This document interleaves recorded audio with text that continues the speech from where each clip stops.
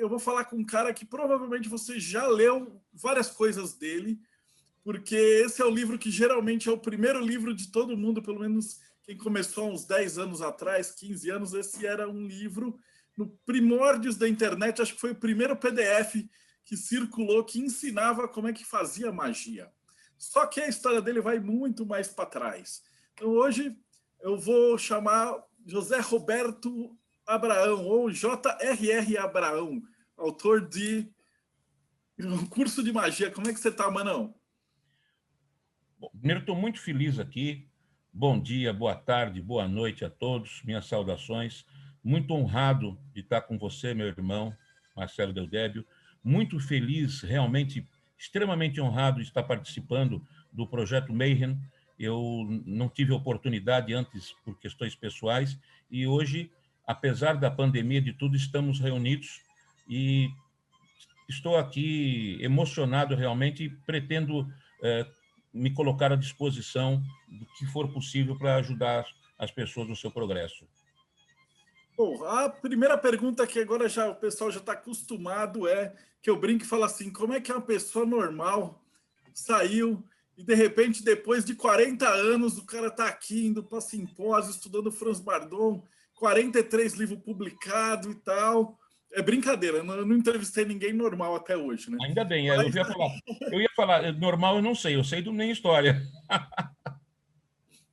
mas conta aí pra gente como é que foi do comecinho, assim, tipo, quando é que você viu a magia? Porque eu sei que hoje vai longe o papo, porque você conheceu Bom, Raul Seixas, foi muito Paulo amigo meu. Coelho, Rita Lee, então tem a Sociedade Alternativa, então já, a conversa vai longe, então fica à vontade. Bom, a minha mãe, que era católica, praticante, a minha avó, mãe dela, católica fervorosa, ia todo dia na missa, mas havia aprendido com a mãe e tal a ler cartas comuns de baralho. E como morávamos próximos, a minha avó ia na nossa casa quase todo dia, ou nós íamos, eu e minha mãe. Eu tinha uns 5 para 6 anos de idade, eu tinha começado há mais ou menos um ano no judô, e na volta do judô eu passava na casa da minha avó e tal, e elas, volta e meia, tinham o costume, a minha avó pegava as cartas e lia para ela coisas, eu via assim, ficava curioso. Quando ia em casa, minha mãe que pegava e lia, daí a minha avó dizia, não, isso aqui é assim, essa carta e a outra tal, com baralho comum. Daí eu comecei a perguntar para minha mãe como é que era esse negócio de ler tal.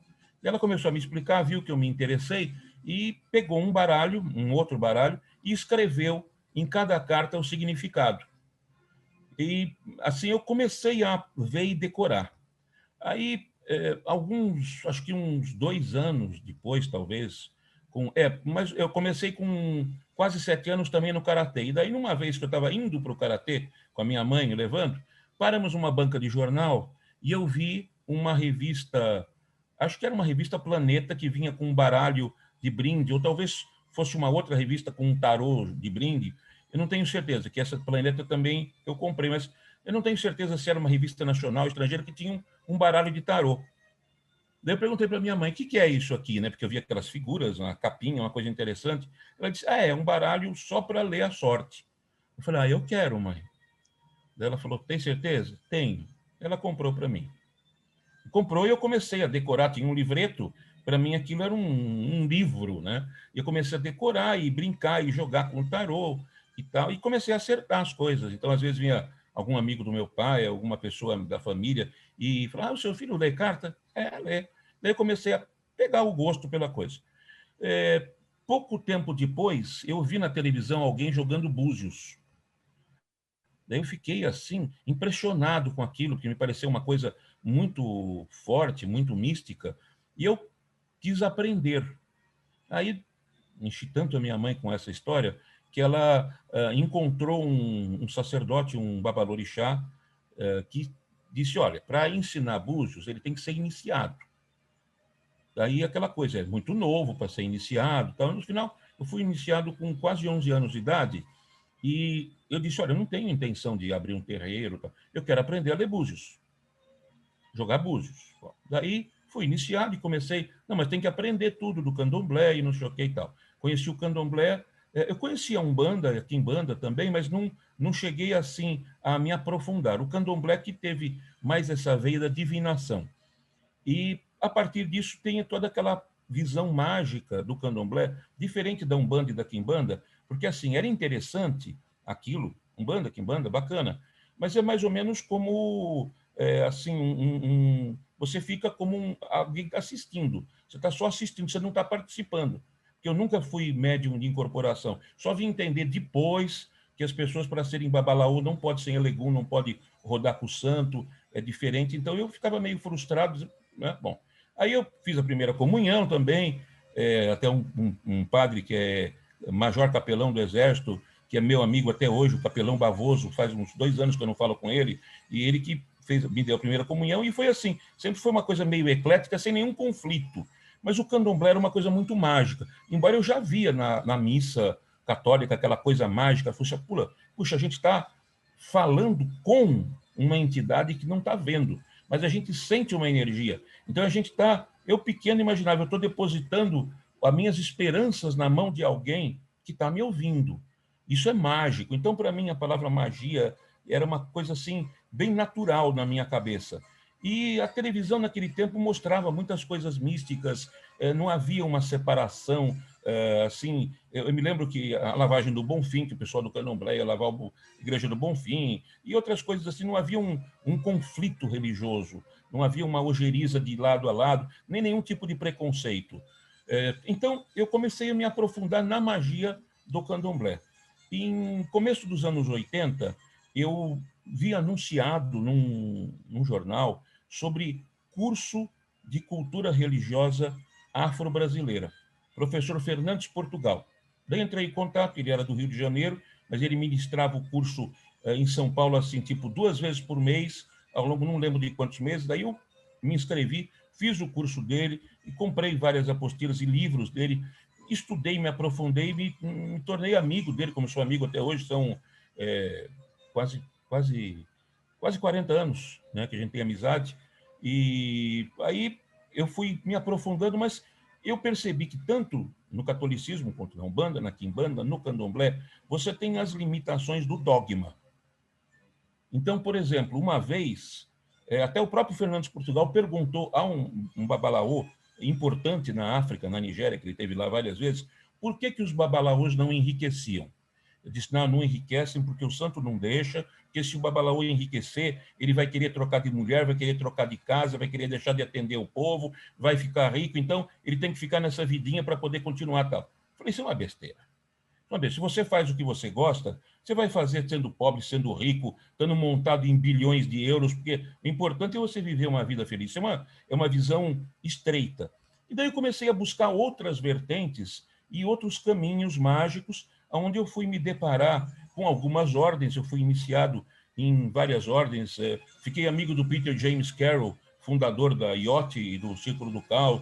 Ele me apresentou para o Frater Corvus, na época, que era o mais próximo, era nos Estados Unidos, da loja. Eu fui iniciado e tal, e eu vi que tudo era a mesma coisa, né? O sanfoneiro só tocava isso, e é tudo igual. Quer dizer, são traduções individuais ou grupais da mesma coisa. Eu sentia que havia algo além das limitações.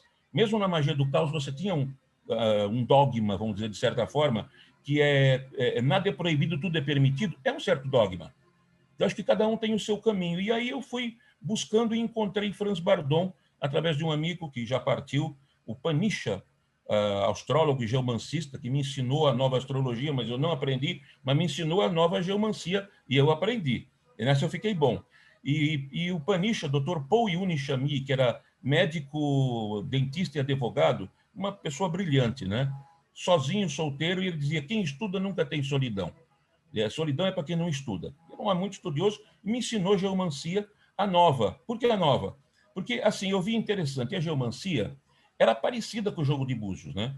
E depois eu falava, pô, mas pera, por que tem essas duas figuras que não batem, que é o Albus e o Rubeus, né? O branco e o vermelho. O Albus 2212 é terra sobre água, enquanto que o Rubeus 2122 é água sobre terra. Eles não teria que ser o contrário a interpretação. E no candomblé, os odus, as caídas de búzios correspondentes aos orixás, tinham essa visão exatamente oposta dessas duas figuras. Daí, na nova geomancia, que ele aprendeu com o Dom Neroman, que era um engenheiro civil que adotou primeiro o nome de Dom Necroman, daí uns amigos dele da igreja, uns bispos, disseram, muda isso, Dom Necroman, para com isso. Daí ele mudou para Dom Neroman. Tem até um livro, La Geomancia Retrouvé, uma enciclopédia fantástica, e ele teve um discípulo, dois discípulos maravilhosos, o Max Berard e o... esqueci o nome do outro, autores de um livro sobre a Via do Ponto.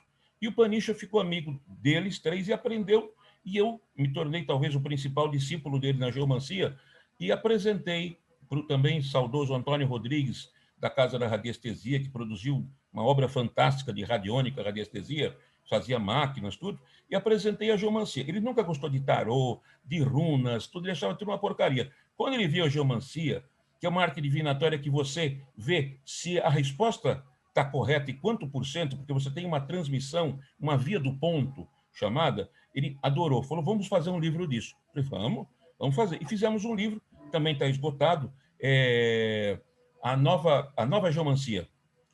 Então, está esgotado esse livro, depois eu te mando em e-book, e como ele faleceu, não sei quem que teria os direitos da parte dele, depois ele escreveu um outro livro de geomancia simplificado, que ele achou que o livro estava muito abrangente, porque nós fomos os primeiros no mundo a fazer um livro ensinando você a fazer previsões meteorológicas e sismológicas que você faz com um pedaço de papel e um lápis, fazendo a geomancia. E não é você prever que nem você jogar pedrinhas e... é isso. Não. Você prevê de uma forma que você pode verificar se a tua resposta está certa e qual o percentual de acerto. É fantástico. O livro também se esgotou e no Brasil... Você sabe que reeditar livros esgotados é difícil.